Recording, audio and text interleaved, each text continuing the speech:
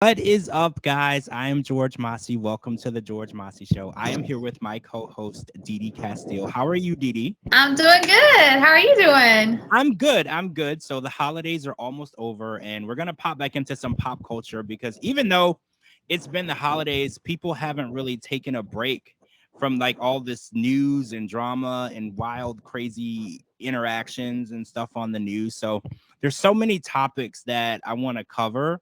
But the first thing I want to cover, since the last podcast, Matthew Perry has passed away, and he was a huge star. On Friends and just in general, celebrity wise. And I did a session with Juliana Fisher, who is our medium for the George Mossey Show. And we were discussing that. We found out that Matthew Perry was on a drug called ketamine. Am I saying that correctly? I believe so, yes. And I was under the impression that it was used to treat depression, but you told me that it was also used for something else. So I want to get into that as well. What are the other uses for this ketamine drug?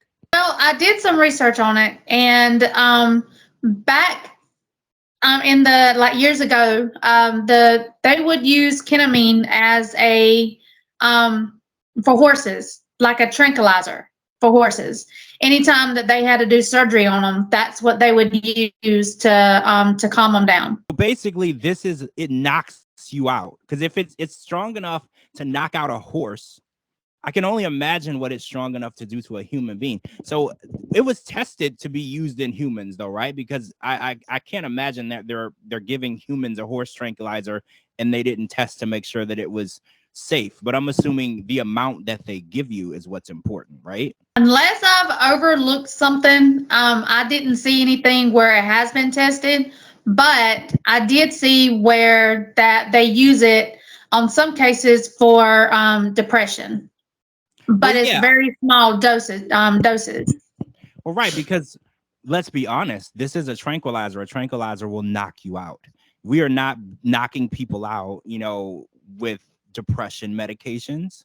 I think that a small dose might, mellow you out and even out your mood. But I'm assuming what my real question would be, and I don't know the answer to this, is how would a normal person go about getting this drug? Because it has to be administered by a doctor.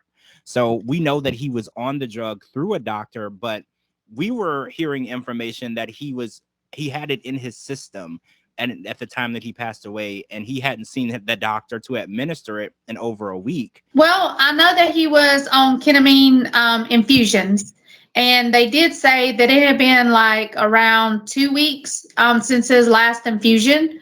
So I would like to know where he got it from. Was it something that maybe he was able to get? Did his doctor maybe prescribe it to him? Was it the right dosage? Because if it was used for horses years ago as a tranquilizer, did he have the wrong dosage where it completely knocked him out? Because remember, they said that he drowned in his hot tub. Right. So I'm thinking, if he got the dosage, was it the correct dosage, and how much was actually in his system for it to cause him to pretty much fall asleep and drown in the hot tub? So I was thinking, so you know how if a drug dealer sells someone drugs and those drugs are laced with something terrible and that person passes away, the law allows you to criminally penalize that drug dealer for what they did. So do you think that works with doctors? Do you think if a doctor was to overprescribe you something or give you a larger dose than they should have and it ends up fatal, who do you think is responsible? Like, we don't know. This is all alleged. We don't know if a doctor administered this or if he administered it himself. But hypothetically speaking, if a doctor was to administer the drug and it's an unhealthy amount, a big dose that caused, not necessarily fatal, but it could cause a heart attack, it could cause lots of different things, cardiac arrest, who's responsible here? I feel like the doctor would have to be responsible in that situation, right? Exactly. If a doctor gives you a dosage that is wrong and you are trusting that doctor and you take that dosage, or someone takes a dosage that a doctor has given them, and something happens to you or that person, then the doctor needs to be held responsible 100%. See, in the Michael Jackson death situation, that doctor who administered an unhealthy amount of dose of medicine to him, he was criminally charged and he lost his license. He's no longer able to practice medicine. And I think that it's important that we hold doctors accountable, because a lot of times, especially in the entertainment industry, there are doctors who are prescribing drugs to people because they want them, not because that they are medically needed. It's not necessary. It's because the status of that person, and maybe that person has the right amount of money, and they're just giving the drugs to the people. And I mean, I'm not taking away from the fact that they, were addicted and they made their own decisions, but I believe in enablers, and I believe enablers, are giving people the tools that are causing their demise. And I think that as a doctor, when you're a police officer, you take an oath to serve and protect. You want to help people, right? And I feel like in medicine, it's the same thing. You always want to do things to help and better the health of others. And I do feel like some doctors have lost their way. They make decisions based on money. They make decisions based on, financial gain. And greed is a huge thing. We have people in our public eye, like the Kardashians. They have more money than they could spend, their kids could spend, their grandkids could spend, their great grandkids could spend, but they're still out making more money. And I know greed is a huge thing in our society now. There's never too much money. People are just willing to do whatever it takes to get more money. But I do feel like we need to make sure that our medical professionals are being held fully responsible for what they are giving people. Because we, as non-medical people, we might think we want a drug. We might think that this might help back pain. We don't know that. We didn't go to school for 8 years to determine what we need. So doctors need to be a lot more strict on what they're handing people. And we don't get to just prescribe what we need, right? Like the doctor needs to say, no, that's not something that would benefit you, and just say no. Exactly. Like that is a sad part about the industry. If you have money and you go to a doctor, some doctors, they will break the rules, bend the rules, break the law just to make that extra dollar. And in the long run, that person that paid all that money, whether it's for them or someone they know, they're the ones that wind up paying for it. And sometimes it costs them their life.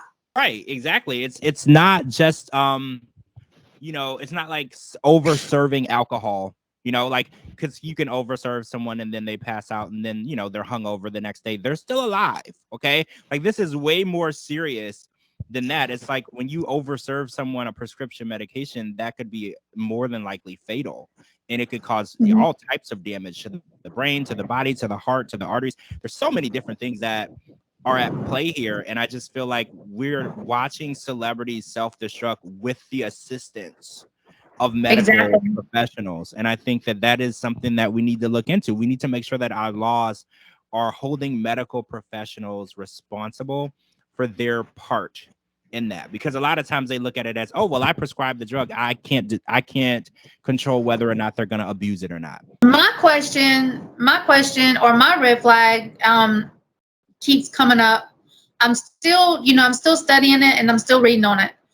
So don't hold me to anything. But I did see where Matthew Perry had stated that he did not like the way the ketamine made him feel. It made him feel like a zombie. Really? So my question is, why would he be taking it even after his infusion? And did he know that's what he was taking? I mean, there's just like so many questions, so many red flags. You're not off base with wondering. A lot of people are wondering, like, would he have voluntarily taken that right before getting in the hot tub, that amount of that ketamine drug? And a lot of people are wondering, how was it given to him? How was it administered? Was it an infusion? Did he drink it? A lot of people have a lot of questions, because let's say that he had that drug on hand in his house. Doesn't mean that he necessarily was injecting himself. There could have been other people around. There could have been somebody who did something to make sure that drug entered his system. You're not off base wondering that, because he had recently went on a date with a new woman that he was getting to know. Like, he didn't seem like he was anywhere near his end of life. It didn't feel to me that he had given up on life and he was trying to end his life. And, we kind of saw that with Aaron Carter as well. When he passed away, it didn't seem like he was at the end of his life. He was actually planning things. He has his son that he was taking care of. He was ready to go on tour. He was making new music. So I want to move into this subject of Bobby Jean Carter because Aaron Carter's sister, she was 41 years old. She passed away unexpectedly. They released today that she was found unresponsive in her bathroom. Now, that is very eerie, similar to what happened with Aaron. It didn't say anything about a bathtub, but it did say that she was found unresponsive in her bathroom. So I immediately reached out to my medium, Juliana Fisher, and I asked her, what kind of insight can you give me? And she said that what she saw was some sort of cardiac arrest or sudden collapsing. So she hasn't had enough time to really dig in, but she said initially she saw a vision. She is a clairvoyant, and she said that she saw her unexpectedly collapsing to the floor and dying. So we do know that Bobby Jean had been arrested recently in Tampa, Florida, where she lives, for possession of cocaine. But her roommate said that she was not using at the time of this situation. So what do you think is going on? Because this family, it's reminding me a lot of the Kennedy curse. The way that, tap them in the horrific events that have happened that have horrified this family.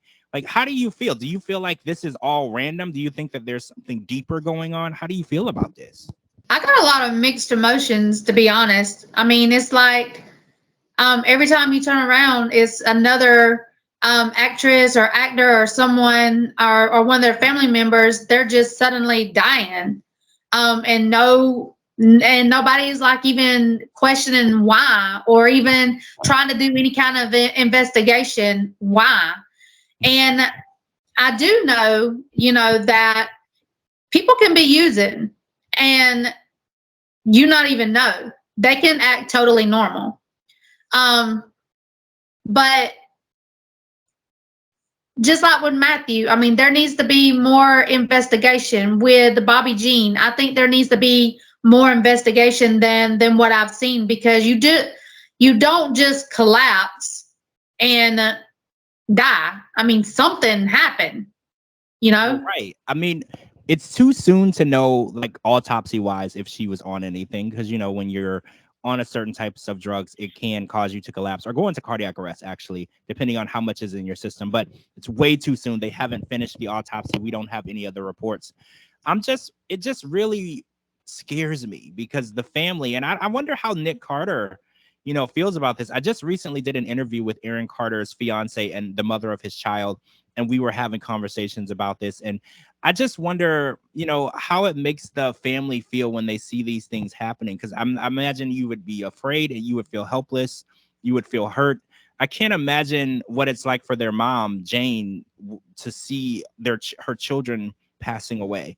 Like I was always taught growing up, a mother should never, ever have to bury their child. So I can't imagine what this situation is like. And to top it off, Bobby Jean had an 8-year-old child, which just makes it even more real for me. These are real people, and a lot of people are like, oh, they're celebrities. These are real people. There are real people being affected. There is a child being affected by this, and I have so many questions, and I just wonder if it's foul play, because it's just odd to me that so many questionable things have happened to so many people in the same family. It kind of reminds me of, I don't know if you ever watched the show Mob Wives, but the mobs type situation where you piss off the wrong person, and when it comes to the mob, they'll come after your whole family. Right. So I was like, what is going on with the Carters? I'm not saying that there's any involvement with a mob or anything. That's strictly, just something that came into my head. But I just really want to know what is going on and why exactly, are they being targeted? And even if it's more of a paranormal thing, it's not necessarily a human behind what's going on. Like, what is the curse? What is going on? What did they do, that made whatever this force is come after them? And do the surviving members worry, like, if anything is going to happen to them? That was another thing that came to my head as well. Like, do they worry, that if this isn't coincidental or accidental? Do they worry that, they're being picked off one by one? Yeah, like other celebrities, like let's go all the way back to Whitney Houston and her daughter. Same, like both of them were found in the bathtub. So it's just it's so coincidental.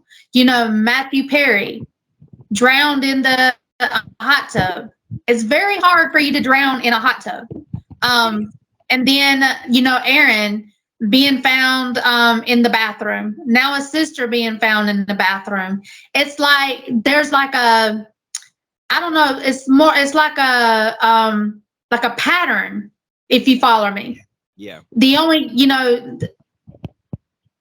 I don't know. It's just it's mind blowing. It's mind blowing to actually think that you see all these patterns, but still and yet it's like nobody, the law enforcement or nobody really cares, because you hear, okay, they pass away. They're on social media about them passing away maybe a couple of days, and then it's like it's over. You don't hear nothing else. And so it's like the people who are generally fans or we want to know what happened. It just makes you wonder, I don't want to get into weird conspiracy theories. I don't want to get into that, but it just makes you wonder what's going on. Why are these celebrities? Yeah. And it's almost like the bigger the celebrity you are, the more likely you're to pass away at a younger age. And I don't know. And it's always in the bathroom. There's like another one, Stitch from Ellen DeGeneres. He was found in the bathroom. Well, I know that he committed suicide, but yeah, he was in a bathroom at a hotel. So what is it about bathrooms or what? I mean, it's a pattern. You see what I'm saying? It's like it's a pattern. The similarity is there, and we can't know exactly why it is or if they're linked in some way, because, a lot of people believe in the Illuminati, and, a lot of people believe that when you become a celebrity, you sell your soul to the Illuminati. They now own your soul. And, and they tend to, these theories are very crazy. They say that they sacrifice people, for your fame and things like that. So I don't want to get too much into that. I'm not saying that I believe in the Illuminati, but I'm not saying that I don't, because a lot of times when I see celebrities, they go from, nothing to superstardom. It almost seems as though there is a higher power somewhere, because let's take Taylor Swift, for example. She came out, she put out some music, it did okay. And then right after Kanye West and her had a little scuffle at the VMAs, she was everywhere. She blew up. And I'm not gonna say what I want to say, because I know the Swifties are not gonna have it, but let's just say it like this. Taylor Swift is not Mariah Carey vocally, but she has outsold everyone. She's an extremely talented songwriter and performer. But let's be honest, when it comes to strength of the voice, there are other voices out there that we would consider much stronger. So I do have to believe that the Illuminati could be real, because who would launch someone the way that they launched Taylor Swift? And, we have other singers out there who could out-sing her if they wanted to, and oh yeah, most definitely. But she is the most powerful singer. Taylor and Beyonce, those are the two people that they dominate the music industry. And it's really interesting because it's women, because back in the day, I think Mariah Carey was the one who started telling us about how men were dominating the industry and they were making decisions for women, and they decided if women were going to be famous or not. And now we're seeing a huge shift in the industry. Women are in charge and women are making the decisions, and they're putting out the music, and they're selling out the stadiums and the arenas. So it's a really interesting shift. And I think it's something that should have been a long ago.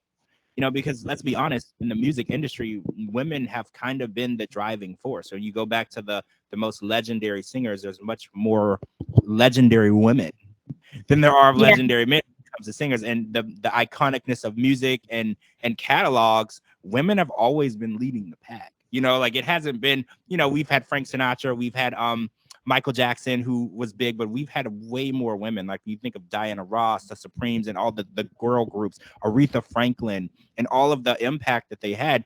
It's clear women were in charge. men were under the impression that making these decisions, but they weren't making these decisions. They were just behind the scenes. And the women actually get away with a lot of more things than the men do. Yeah. Speaking of, let's talk about Shakira. Oh yeah, you were telling me about this story with Shakira. Now I heard about it, I don't know, close to a year ago probably, that she had failed to file taxes for like a really long time, right? Like we're talking like a decade, right? Like we're talking about a long time.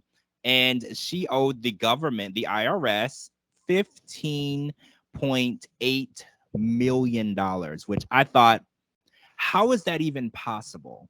But, you know, I'm not a billionaire or a millionaire. I don't know how much people are paying in taxes. So that means that she's made like 6, 7, 8 times that in this amount of time. But she owed the IRS this money. And we were under the impression, the news stories made it seem like they were going to put her in jail.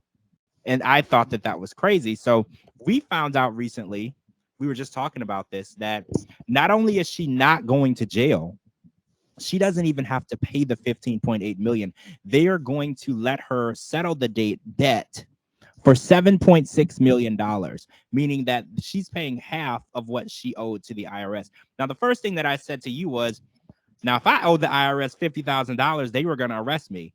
Like, they don't care. So I was like, how do you manage to owe them almost $16 million? And they not only are they not going to put you in jail, which they put people in jail for this all the time. I remember Eddie Murphy spent quite some time in jail because the IRS put him in jail for taxes. But somehow Shakira was able to convince the IRS to let her pay less than half, and they're not going to put her in jail. So how does this work? Because I'm confused at the way she's being treated. Is she like an elite group or something? Like, what's going on here? I have no idea. I mean, going back to what you were talking about and what we were just talking about, the Illuminati. I mean, I believe possibly the Illuminati has something to do with it, because if you're in good with the Illuminati, you get away with anything. Well, yeah, you definitely don't go to jail. Or that's what I've heard. Well, right. Well, I remember we were talking earlier, and I remember that when Aretha Franklin passed away, she owed $7.8 million in back taxes. Aretha was very old school. She liked to be paid in cash. I remember she came and did a show in Ohio back in the day, and she demanded $25,000 in cash to be brought to her. Then she received the rest in cash after the show, which, you know, it's not common to pay someone $250,000 to $300,000 in cash. But she was very old school, and she traveled with thousands and thousands of dollars in her purse. I don't know if a lot of people knew about this, but she was pretty famous for the old school way. She wouldn't get on an airplane. I don't know if you knew that. She took an overseas trip, and there was horrific turbulence, and she never got on an airplane again. She traveled in her own personal limo. See, I'm not the only one that don't like flying, George. And you know that she could have made lots of money going overseas and performing her music. She did it. And after that trip, she vowed never to get back on an airplane, and she didn't. And not only that, she doesn't like to stay in hotels that are really high up. So she has to be within the first four, unfortunately, she passed away, had to be within the first 4 floors of a hotel. She would not go up high even in a building. So yeah. But what's interesting is the IRS, after Aretha passed away, they demanded her estate settle her tax debt.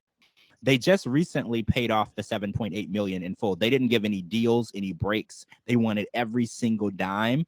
So it's really interesting because Shakira, who owed almost $16 million, she only had to pay 7.8. And let's be real, Shakira has probably $100 million in the bank. Shakira is not only an international, she's probably a billionaire by now. She's not only an international star, she has hits in every country, right? Like, we got her over here in America. She put out a massive album in the early 2000s. She had massive hits. She's performed at the Super Bowl, and that's just here. We're not talking about Colombia. They just recently unveiled a statue of her in Colombia, and she has all these Spanish-speaking albums. She just has so many different ways to connect with people around the world. So $15 million or $16 million wasn't going to break her. She could have paid it. I guess that's pocket change for her. She probably laughed at it. Well, right. I think that the fact that she got out of it when we know for a fact that she could have just handed them the money and made this all go away. I guess that's what makes it even more weird to me. I mean, I'm not saying that she should have paid it, but if you owe the IRS that money, if I owed them money, they're gonna expect me to pay it, right? Like they don't want to hear They it. would want to put us poor people in jail over a couple of dollars. Yes, Like they would garnish our wages and then put us in jail on top of it. Like there is absolutely no negotiations with the IRS. So it's really interesting to me that she somehow was able to talk them down to paying less than 50% of what she owed, which she could have just paid. And in my opinion, if you owe so much, they usually charge late fees. They should have charged her double, right? Like I feel like there should have been double, triple. Right. And I don't know. I don't want to say that she got special treatment, but I just feel like there's no other way to explain it. I don't know any other way. Me either.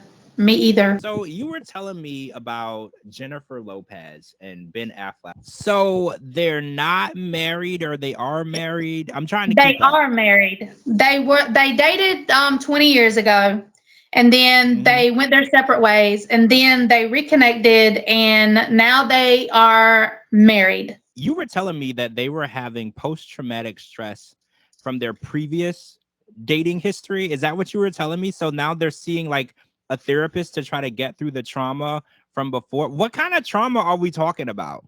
According to what I've seen online, they have PTSD due to their first relationship because of the fans. The fans are overwhelming them, asking them a lot of questions, and they don't know how to, from what I'm seeing, from what I'm reading, I know you can't believe everything you see on social media, okay?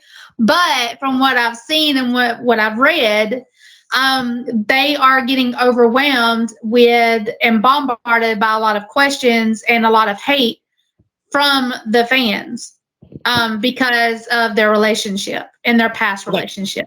This might be a dumb question, but why did they break up in the first place? I don't even know. I mean, Jennifer, I guess because it's Jennifer Lopez. I love Jennifer Lopez. I've always been a fan of Jennifer Lopez, but let's be honest, Jennifer Lopez loves to change men like she changes her underwear. So he didn't cheat on her, right? He didn't cheat on her or anything, right? I think they both cheated on each other. Oh, okay. I see. I mean, I like them together. I remember back in the day, I think we used to call them Benifer. Didn't we call them Benifer? Yeah, that's what they still call them, Benifer. I remember that. And it's like, I'm happy for her. It's really interesting, though, because she married Mark Anthony. She had kids with Mark Anthony. And then things didn't work out. And she ended up back with Ben Affleck. I have seen, I'm not going to lie, a lot of videos of them out in public together, and they look really upset and angry. And I think it's because people are being so bombarding, like you said, and like following them around. They can't go anywhere. They can't do anything. And, Jennifer Lopez is a massive celebrity. She was a massive celebrity back then. She's an even more massive celebrity now. Like, she's doing amazing. I think Ben, things have slowed down a little bit for Ben. We don't see him in as many movies. He's not as a big of a public figure as he was back when they first started dating. So maybe that might be playing a part of it as well. He's kind of being relaunched back into that A-list stardom. Like, he's always been A-list, but some celebrities kind of take a step back. And I feel like Ben's life has been more laid back lately. It's a step back from the public eye. And Jennifer Lopez has not taken a step back. We've seen her in movies, her music. She's always performing. And I do want to ask you a question. This is a little controversial, and I don't want you to get a little upset, but how do you feel about Jennifer Lopez's singing voice? Some of her songs are good, but there's some of them I'm like, what is she thinking? See, I am obsessed with Jennifer Lopez as an actress, but not 100% sure that she's like a big, massive singer. I know that I think the question that I always used to ask, if she wasn't a huge celebrity and actress and public icon, would she have been as successful as a singer? That's what I always used to wonder. Because I was like, I think that since she was already an icon, icons are allowed to do whatever they want. Like, do you remember Paris Hilton was an icon? She still is. And then she put out an album, and then the album did well. But does she sing good? I don't know. But she's an icon, so she's allowed to do things like that. And I wonder if that's what happened with Jennifer Lopez. Well, you know that she started as a backup dancer, and then she got the role with in the movie Selena, and then ever since she did that role, with Selena, it's like she just flew to stardom. Yep. But I don't think if she were to just only do singing, I don't think she would be as popular. Now she sounds good with like as a backup singer on some of the songs that she sings, that she helps sing or whatever.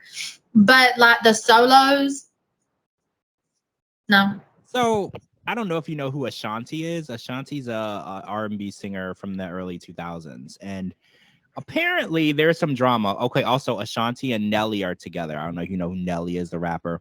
Yeah, I know who Nelly is. Ashanti says this is all alleged, that she recorded demos for Jennifer Lopez, and Jennifer took the demos and released them as her own using Ashanti's voice. Now, this has been a long going dispute between Ashanti and Jennifer Lopez. Jennifer Lopez hasn't really acknowledged it much, but Ashanti has been very persistent with her claims. And I've heard there's on YouTube, if you go and you listen to the demo that Ashanti recorded, and then they play that, and then they also afterward plays the Jennifer Lopez radio version. I'm not sure that it's not Ashanti's voice. Maybe Jennifer sang over that voice a little, but I do still hear her voice. And I wondered if, she's been doing this using other people's voice. I don't know if she has, because her voice, it doesn't sound super strong. I think that, like you said, there's some songs that she put out, like Waiting for Tonight. She sounds really, really good. And then there are some other songs. I know she did a Whitney Houston tribute on one of the award shows years back. And, it's not her range. She didn't sound, anyone who tries to sing Whitney Houston other than Mariah Carey or Celine Dion, you're not going to do a good job. But we're not going to judge her for that. But I do feel like in her vocal range and Ashanti's vocal range, the similarities were there. And how do you feel about people stealing people's music, or stealing people's voice? Because this has been a subject in the music industry lately as well. Because, Taylor Swift had to re-record one of her albums because she wanted to have the rights to her music, and the person who owned the music didn't want to sell it to her or give it to her. So how do you feel about that subject with people taking ownership of other people's things? I think it's very wrong. I mean, let's go back all the way back to Milli Vanilli. I know you got to know who Milli Vanilli is. Okay, well, they were famous. They were popular. Everybody loved Milli Vanilli until the truth come out that they were lip singing the whole time. That was somebody else singing. Yeah. They lost their stardom like in the blink of an eye. If you are, I don't care how famous you are, if you've got to stoop to the level to steal someone else's voice, then were you really a star? I mean, so recently, Neo, I don't know if you watched The Masked Singer, the season that just ended. I don't want to ruin it. Did you watch it? Are you going to watch it? I haven't watched it yet. Okay, so I'm not going to tell you who won. But recently, the singer Neo was on The Masked Singer, and he made some statements on an interview recently. And he was like, I remember when the music industry used to be an elite group of extremely talented people. And he said, now I just feel like they let anyone in. How do you feel about that statement? Do you agree with it? Do you disagree with it? I totally agree. I totally agree. Hands down, I agree. Because some of these people that I don't know where they getting their names from. I don't know what they saying. I don't know. It's like, what? Some of it sounds like baby jabber. Some of it sounds like other languages. Like, what the hell am I listening to? And then they be giving them names like, huh? What? Like, where did you get that name? I'm like, who are these people? I mean, I hate to sound like an old man, but I do say all the time, I'm like, when I was growing up, the music was much better than this. It actually had meaning. It had lyrics. I could understand what they were Yes. saying, and it's so interesting because when I was younger, people had staying power in the music industry. They would put out an album, they would be around, they would put out another album. Have you noticed now people will put out a song, the song will do a uberly amazing stream sales, and then a year later, we don't remember who that person is. They're not around anymore. We don't hear the song anymore. They could never top the song that they released. And I think that's the difference between the music industry today and the music industry back then. I think that you had to have staying power. You had to have usable talent that could be recreated over and over. And I think Exactly. now you just need to put out one song that sounds kind of catchy, and then they're going to put you on the radio. But 2 years from now, you're not going to be on the radio anymore because they don't look for long lasting talent anymore. And I think that the music industry is suffering because every year we welcome so many new artists into the industry and we put them on the radio, we let them go on tour. And then I think a lot of these industry labels and the people in the industry are losing a lot of money because there's no return on the investment. Like when we put out new artists back in the day, there was a big return on investment. We would launch them, and then 10 years later, they're still on tour. So there was a huge return on investment. But now they launch the person, they go do one tour, and then they're done. They don't do anything anymore. And sometimes they don't even do a tour. Now, do you want, let's talk about back in the day, okay? Like now they don't even have to even try to become famous. Back in the day with like Loretta Lynn, Dolly Parton, Kenny Rogers, Willie Nelson, like huge, huge stars, they had to work for it. These days, you don't got to work for it. Yeah, you're right. You're right. Social media has made it a lot easier. Okay, so I remember Mariah Carey telling a story back in the day. She said that she would send her cassettes. Let's just be real here. She would send her cassettes to record labels. This was back when she was a background singer for Brenda K. Starr back in the day. Imagine Mariah Carey, a backup singer, and she would send her cassettes to different labels, and she would go to the label and for a meeting, and they would put you in a room, like a conference room, and just tell you to sing. Like this, they just want to prove you could sing. And she said that so many people told her, you're just not marketable, you're not good enough. And it's almost mind-blowing that people could listen to this woman sing and tell her that she's not good enough. And then when I listen to the artists of today, don't get me wrong, a lot of these people are talented, especially in the songwriting field. Like Olivia Rodrigo, I think just an amazing songwriter. Taylor Swift, an amazing songwriter. I don't know, voice wise, if she's gonna compare, to the people that we've had in the past, but the way that they write lyrics is amazing. But the way that they look at these artists now, they put them on social media, and if you could gather a few 100,000 followers, they'll put your music out. And like you were talking about the artists back, back in the day, that's not how it worked. They had so many talents to prove that they could do this, to prove that they could sing, to prove that they could make it on the road. And now if you're like the 10th person through the door, they're like, oh, we're going to give you a shot. We're going to put your song on streaming. And it's really interesting. And it's the industry is changing. I get that it's changed because now that with streaming, people don't buy physical albums anymore. So they're looking for different ways to market, to make the money. But I know the touring is the main way to make your money back. When you put people out, put them on the road. Taylor Swift proved that with a $1 billion tour. I think that no one had ever fathomed that you could make $1 billion doing a tour. Like no one, it wasn't even, some people have been out their whole lives and haven't made $1 billion. Taylor Swift did it in one tour. And I think that the industry has shifted. And, it's more so about how much money can we make rather than putting out people with good talent and substance. And I think you nailed it because all the people that you named today are still doing amazing things today. And I think they're still famous. Yes. Everybody knows who they are. And I think that says a lot because there's people who song we were singing on repeat 2 years ago that we can't even remember their names. It's at that, like, because that's just, there's no substance. They put out a song, it's catchy, we sing it for a few months or for a whole summer, and then 2 years later, that person isn't singing anymore. They're not on the radio anymore. They're not on tour anymore. They're not there. But look at, like you said, Dolly Parton and Will. These people are still touring to this day, and it just Yes. shows that staying power was a requirement in the music industry, and I kind of wish that it still was. Oh, I want to talk about Mariah. We were talking about Mariah Carey a little bit already. So her and her fiance, I think he was, Brian Tanaka.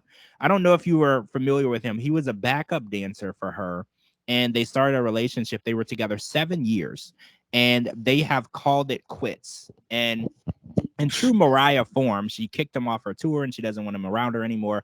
How do you feel about the fact that I think he's 10 years younger than Mariah, if maybe a couple more years? He wanted to have children, and obviously Mariah Carey has done that. How do you feel about their relationship ending because of that? Do you think that that was a reason to end their relationship, or do you think that, they could have compromised in some way? Well, anytime that, an older person, whether you're a man or a woman, gets in a relationship or even thinks about a relationship with a younger person that does not have children or has children and maybe in the near future would want more children, that's something that you need to sit down and talk about before you even start the relationship, because it's not fair to you and it's not fair to the person that you're in a relationship with. When it comes to something like this, you separate because one wants children and the other one doesn't. Yeah. I mean, So it is wrong on both ends. we know that, I don't know if you know this, but Mariah's 54 years old. She doesn't look it, she doesn't act it, but she's 54 years old. And I kind of understand at 54 being the queen of Christmas and having such an extensive portfolio of music, right? Like, she does a Christmas tour every year and she just sings Christmas music. Like, if she doesn't ever want to sing We Belong Together again, she doesn't have to. So I get it, where she's like, I have kids. She has her twins, and she's like, I've done that. I've done that chapter of my life. So I kind of understand. And her life is so busy. So I always love to see how she implements her kids into her life, because she's super, super active with her children. And it's nice to see, because a lot of times celebrities will have children and they'll hire a nanny and then they'll go on the road, and those children were never raised by them. The nanny raised them. So I love Exactly. seeing her Instagram, where she takes her kids to theme parks, she takes them out, she puts them in her reels. They're super active in her life. And I feel like that's so important, because their dad, Nick Cannon, he's got a lot of kids, right? So he doesn't have a lot of time. And Nick Cannon works a lot. He's a very hardworking man.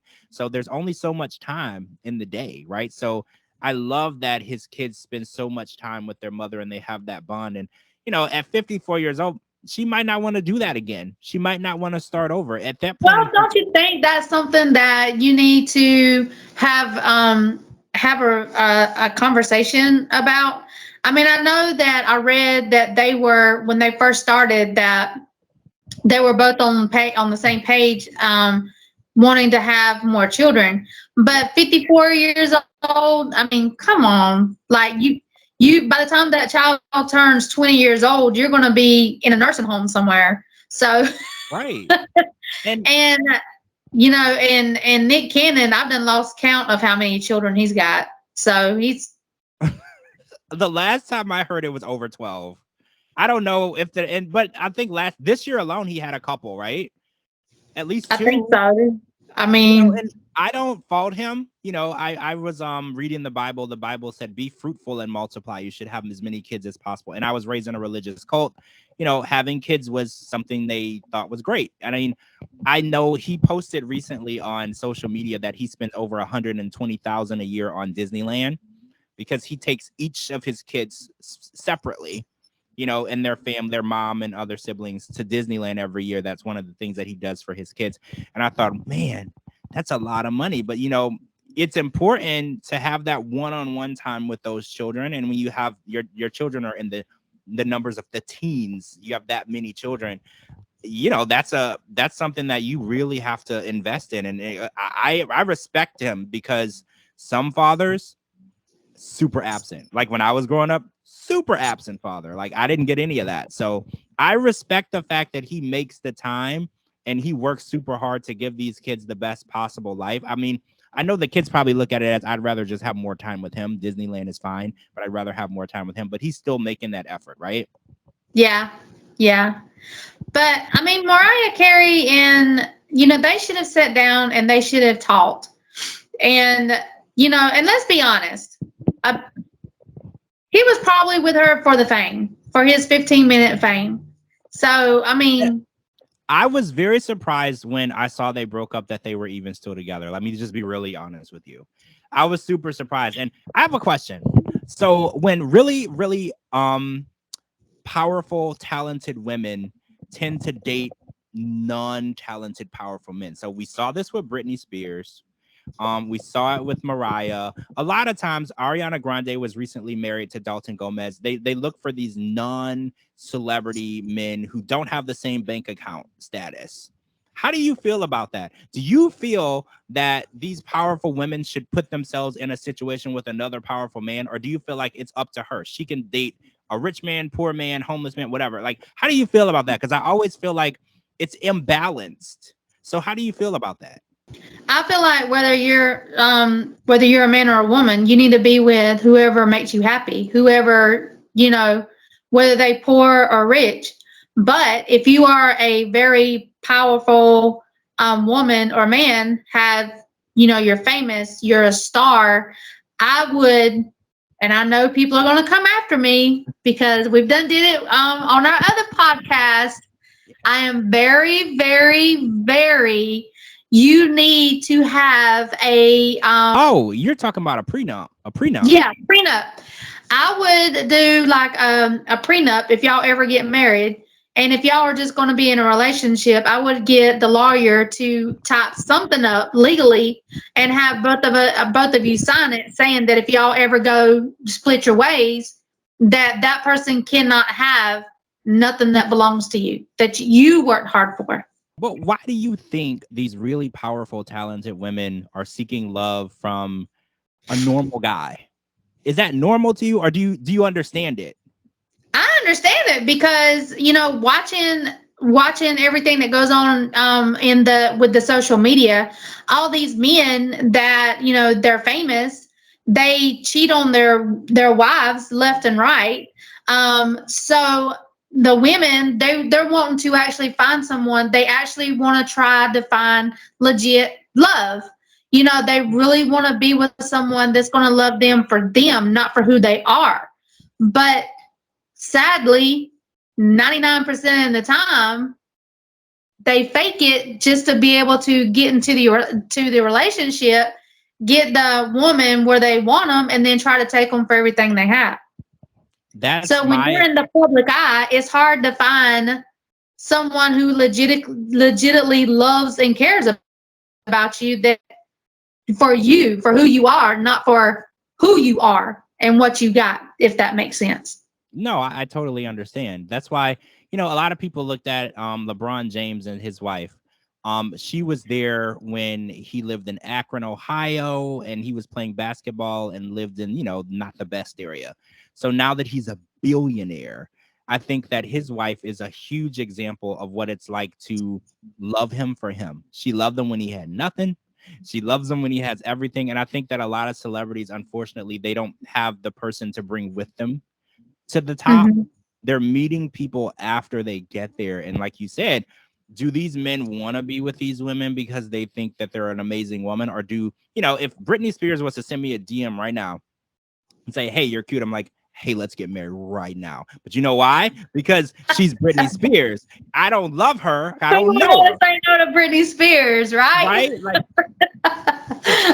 send me a DM right now while we're recording. I would just stop this recording right now and be like, I'm on my ways to get married. Let's do it. Send me the jet. Whatever you want me to wear, I'll put it on when I get there. Like, we're getting married right now. Like, because And think about it. When Taylor Swift decides she wants to date a guy, she just reaches out to the guy and says, let's date. Has the guy ever said no? No. It's Travis Taylor Swift. Who would want to say no?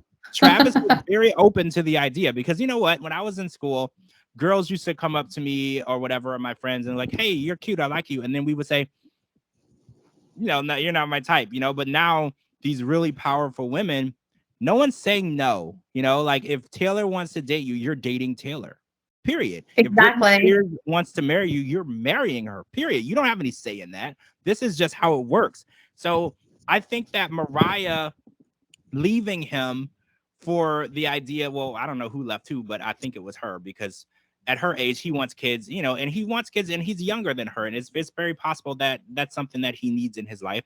But I think that you're right. When you become famous at such a early stage in your life, the people that you can trust, that number, it significantly drops. And you just don't know why people are interested in you. You don't know why people are taking an interest in you. You don't know if it's because you're pretty, if you're smart, if you're talented, if you're rich, all of the above.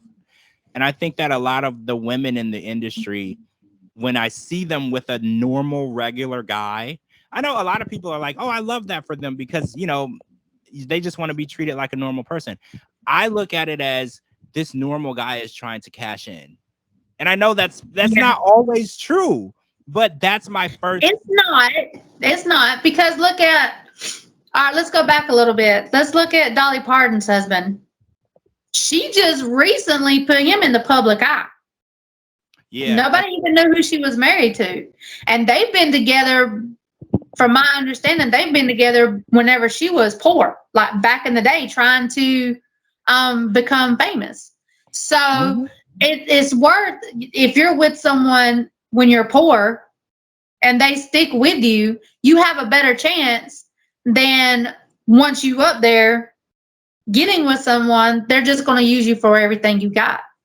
Right. That's why I am so fond of a prenup, postnup, pronup, whatever you want to call it, get it signed. I think you're 100% right. I think that when you're worth every $1 billion, like when Jay-Z and Beyonce got married, I think that was an equal partnership, right? Because like, remember I said, I think that there should be a balance. Jay-Z had almost $1 billion. She had almost $1 billion. They got married. I could see the union in that. But we did hear in one of Beyonce's songs that Jay-Z was cheating on her. So maybe a lot of these women are looking at it as celebrity men in the public eye feel like they're untouchable. I want to be treated, well and respected. But I'm going to bring this up too. So did you hear about Shannon Doherty's husband was recently found out to be cheating on her while she was having brain surgery for her treatment for her cancer? Yes, I've seen that. I was like, oh, no. It doesn't get any worse. I don't know how you could be any worse of a human being than to put her through that. She's literally in stage 4 fighting for her life. And, the first thing that came to my mind was if you're ready to leave the relationship, be a good person and wait it out and be a good person to her, because I guarantee you she was a good freaking person to you for this whole union. Like the fact that he would do that, it really, really hit home, because I was like, this woman is literally going through surgery after surgery, doing everything in her power to stay alive. And then all she needs from him is to just be supportive and to help her get through this. Her life, she might not be able to save it, right? Like we don't know what's going to happen, but the doctors are not super optimistic. So when I saw that, I was like, well, this is a normal guy. So I guess bad guys are bad guys, whether they got $1 million or $1, So I really need to really be less hard on the normal guys when I see them approaching these really famous rich women, but it just, like I said, even me, I'm a normal guy. But if Ava Max, Taylor Swift, or Britney Spears sent me a DM, we're getting married, put a ring on it. We're getting married. Like, I'm just being real. And I think any other guy is the same way. And I think that it's wrong, but this is just how the world we live in. Like if you were out at a casino and a high roller walked up to you and was like, let me buy you a drink, would you take the drink? Would you want to get to know him? No. Oh, so you want to take the high road now? Whatever, take the high road. I'm not taking the high road. Taylor Swift. It's not that I want to take the high high road. It's not that I want to take the high road. It's just that with me being in the public eye, with my filming, with doing music videos, I'm filming in a movie. I'm fixing to start filming in another movie, and I've got some other things going on. I know I don't want to give them the wrong impression. Does that make sense? It's like I'm not in this. I'm not trying to find a rich husband. I don't want a rich husband. You know what I'm saying? I'm me. So, well, and my mind, now remember now, I'm old school. Okay? Yeah. I'm old school. In my mind, there ain't no man gonna tell me, well, you got to where you are because of me. No. Yeah. I feel that. I understand that because he feels like he gave it to you, he can take it away. Exactly. Let me make it really clear. If you're a woman and you're rich and you have some Grammys and you think I'm cute, DMs are open. DMs are open. Reach out to me. Mine are, so stay out of them. I am not against a rich girlfriend, fiance, wife. I don't know. Whatever you want to call us, just say it. Whatever you want to call. I don't care about the title. I am not taking the high road. I'm good. Like, if you want to put me in your $1 million mansion, I'll cook you eggs in the morning. Whatever. I got you for real. Like, I'm not one of those like super great people. I'm not gonna lie, right? I'm not like a super good guy. Like, if you want to be with me and you're a millionaire, let's talk. Let's talk. Like, the conversation is open. Not me. So stay out of my DMs. Well, no DMs I actually get a lot of DMs and I just delete them because I'm not that kind of a person. So, I mean, we can be friends, we can hang out or whatever, but I would never be in a relationship with anyone that's rich or famous. That's not me. Okay, so one last subject before we end. P. Diddy is under fire right now, and we saw this happen with R. Kelly after his Surviving R. Kelly documentary aired. So in my opinion, what bothers me the most about these situations, obviously the abuse and the horrific things that these women went through, but what even bothers me even more is how many people were aware of it and didn't do or say anything until now. Because I think that kind of makes you an accomplice, in my opinion. Because Cassie, who was dating Diddy for almost a decade, I believe, they're no longer together. She's actually married and has children. Like, she's moved on. Diddy has also moved on. She came out and she released, what happened with them, the allegations that happened during their relationship, the things that transpired, which are very horrific. The stories, and other women have come forward too. But what bothered me the most was bodyguards and other people in the industry started to come out and back up her story. And what got to me was, why are you waiting so long? Why would you want someone who was doing these horrific things to get away so long? And I'm not a woman. I've not been through that, so I can't answer that question. So I was like thinking, what do you think would cause so many people to stay silent while this man did such horrific things? That he probably paid them to stay quiet, or either their false accusations. Oh, so do you believe that it's possible that these accusations are not true? It's a possibility. So what? I'm not saying they're not. I'm just saying it's a possibility, because why would you wait so long? Why would you wait at all? Like, if you were in that kind of relationship, whenever he went out on tour, or as soon as you were by yourself, why didn't you pick up the phone and call or dial 911? A relationship like that she described. And there's other girls who came forward too. There was a girl who was at 17 at the time who showed pictures of her with Diddy sitting on his lap. She said there was an inappropriate relationship. There was many crimes committed. There's other people coming forward too. And the idea that he was allowed to do these things to all of these different people, and then bodyguards and, associates. I don't know if you know who Danity Kane is. They're a group that Diddy created. Aubrey O'Day from Danity Kane. She has been trying to tell us for years of the horrific things that went on behind the scenes. And I think that she I want to say she's one of the people who's been trying to warn us for a long time. She's always said as much as she could. But you have to remember, too, Diddy is a billionaire. He's a very powerful man. And the mother of his kids passed away mysteriously, and when he started his record label, I think 5 people were there when it started. All of them are dead but one, or one or two. Most of them passed away mysteriously, heart attacks or whatever. I think that the fear of going up against someone that powerful could also be very terrifying for a young woman who, doesn't have the money for lawyers that he does, or doesn't have the connections in the industry that he does. So I don't know. I feel like this might be the end of his career because, with R. Kelly, when this happened, everyone finally washed their hands of him. Now he's in jail. I don't think he's ever going to get out.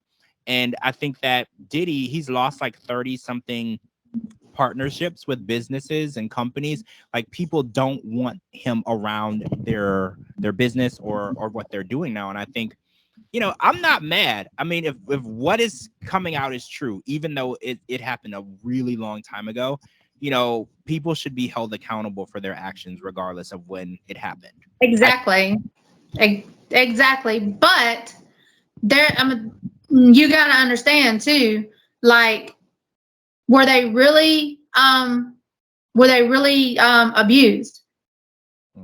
I mean, if you have pictures where you're happy, you're kissing, you're hugging, you're partying, you're having a good time, were you actually abused? Well, that's where a lot of the questions come in at. Yeah.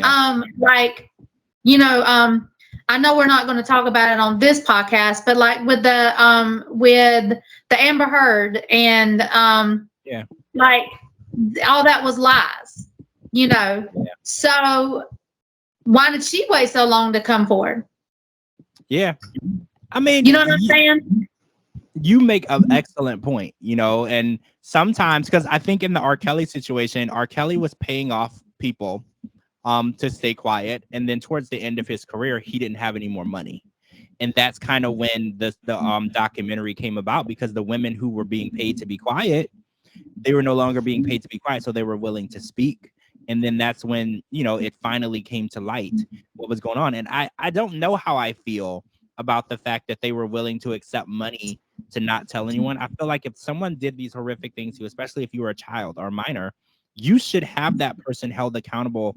And, I can't speak for what would make someone accept money in lieu of justice. I don't know. I've never lived through what they lived through, but I just wish that women were able to speak out when it's happening and we would believe them, because I know society, is a victim blaming society, especially when it comes to abusive women. People are like, oh, well, why didn't you leave? Or why didn't you this? We need to understand that the situation that they're in, we can't fathom it if we weren't there and we didn't live it. And I think a lot of times we are very hard on women when it comes to like abuse and how long they stayed or why they didn't speak up. And I think that stigma might be part of the reason why women are like, well, I don't want to say anything because they're going to judge me, or they're going to say that I did this to myself, or I think that stigma is a reason why a lot of times people stay quiet. But then I don't like to associate that with where people were accepting money to not talk. That's a different thing. That's different. Well, this is how I look at it as well. How do we know that those girls wasn't, because they were accepting money, they were being paid to be quiet? Well, how do we know that they were not that the person that was paying them wasn't put in a position where that the women or the girls were saying, you know what, either you give me so much money or I'm going to go forth and I'm going to say that you raped me, you abused me, or whatever. So how do we know that that the guys weren't being threatened? Because if you're accepting money to be quiet and then the money runs out and then you want to come up and say something, then were you really abused? That's a really tough question, right? I think that when we come across these stories, and I think what really shocks me is how long these things have been going on. And I think the music industry, it opens this door for abuse, because when you're not in the industry and somebody is, they have so much power over you, because they can Mhm. promise to help you, they can promise to launch your career, they can promise to do things for you that most people won't offer. The opportunity that they're giving you is something that you're willing to do anything for. And I think, unfortunately, a lot of these young women get involved with these men, and they make deals. Like you said, they're making a deal. They want something, the guy wants something, and then when the deal doesn't work out, who do we believe? How do we piece together the puzzle of what actually happened? Because it's true, we don't know the full story between any side, because I think the Amber Heard and Johnny Depp case really, really opened our eyes to what could really be going on behind the scenes. Because at first we would just believe whatever the woman said. She's obviously telling the truth. And then when Amber Heard came out, lied about everything, I think it really made us start to question, should we just automatically believe people anymore? Because we were like, no, we need to understand, she was hurt, she didn't. But now it's making us question our judgment, because we don't know if people are saying things for financial gain, if they're saying things to get something out of the situation. Now we don't know honesty anymore, and even honesty can have tears behind it. We can watch somebody tell a story with tears in their eyes and they're lying. And I think it's They're making good it, actors or actresses. Yeah.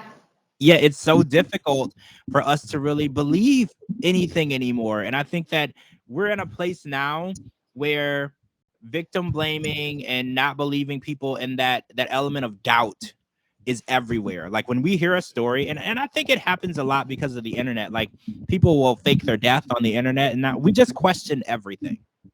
At this Yeah. point, we hear it, and instead of believing it, we're like, We got to really? investigate. Yeah, because so many Exactly. people are faking everything. Like the famous women that that are being accused of stuff because of these guys. Well, how? I mean, now men are starting to come forward and say stuff. Well, were you really taken advantage of? I mean, come on now. I mean, seriously. So I mean, it goes both ways. You poor, you find this one guy, this one woman that you swear up and down you want to be with just to get them, because you got to understand, poor people do this stuff. You know what I'm saying? I'm just being honest. This is what we do. This is what me and you do. We're honest people. They will do that, get them where they want them, and then threaten them. And because they've worked hard to get to where the Yeah. famous person has worked so hard to get to where they are, what do? They pay them to stay quiet, so Yeah. they don't lose everything that they've worked hard for. So it's so hard to, if when someone comes forward, and especially considering their background, it you got to question everything. Yeah. You really do. It's unfortunate. We're in a time now where we can't take anything at face value. And I think, the internet has made everything hard to believe. And then and I think the Amber Heard case really made us all reevaluate everything. We all had decided that that man was a horrible person. And then we found out that he was not a horrible person. He didn't do the things that she said. So it really made us question, like, I can't just take anything at face value anymore. We are now all No. CIA detectives, right? Like we're all CIA. We Yeah. have to find out the truth on our own. And unfortunately, in these situations, people are going to pick sides, but I think it's important for you as an individual, believe what you believe and investigate and find out what part of the story makes sense to you. Just because other people Exactly. believe a certain thing doesn't make it true. You need to find your own personal truth in every situation. Exactly. Always do your investigation, because just because it's on social media does not mean it's true.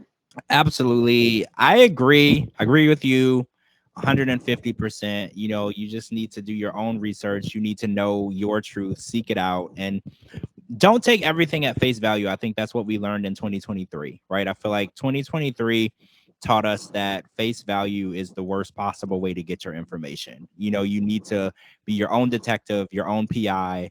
And, the internet is great, but you need to learn about things and people and stories and situations on your own. So this was a really good discussion. This is episode 6 of the Pop Culture Podcast. I want to thank my co-host DeeDee Casteel for joining me This was a fun, organic conversation. There's so much transpiring, and in the new year, I know that we're going to be doing many, many more episodes, and there's so much more that we're going to be covering. So thanks for joining me. And make sure you guys are tuning in next week for the medium sessions with Juliana Fisher. We have a lot of interesting topics and fun fact. She's going to be doing a live reading on me on the show. Very, very raw and uncut. So it's going to be a fun live reading. And I'm going to be very honest. If she's right, she's right. And if she's wrong, she's wrong. So she's going to do a live reading. And we're also going to do a cleansing on my home, because we have come across some spirits in my home, and I don't want them here. So we're gonna do a cleansing on that. So, oh, and next week, guys, there's gonna be a 90 Day Fiance trivia game that DeeDee Casteel and I and Cara are hosting. So if you think you know 90 Day Trivia and you're really good at 90 Day Trivia, there is a game that you should play. There are going to be some prizes. Some really popular 90 Day Fiance cast members have donated some prizes. I will say Kim Bali as well as Nikki Exotica. I won't say anyone else, but there's going to be some really cool prizes if you are the first, second, or third place in 90 Day Fiance Trivia. So make sure you guys are joining me for that. Thank you so much again. Make sure you're following my co-host DeeDee Casteel. She's tagged in this video, and her links are right here at the bottom. Follow me on all social media platforms at George Mossey, georgemossey.com. Anywhere you get your podcast, type in the George Mossey Show on any streaming service. It's all there. Thank you guys so much. And again, I hope you had an amazing holiday season and you spent it with the people that you love. And we'll be back. So just in case you didn't, we'll be back. You love us and we love you. So we'll be back to keep you company here in 2024. Thank you guys. Thanks DeeDee for joining me. Thank you. Happy New Year. Happy New Year.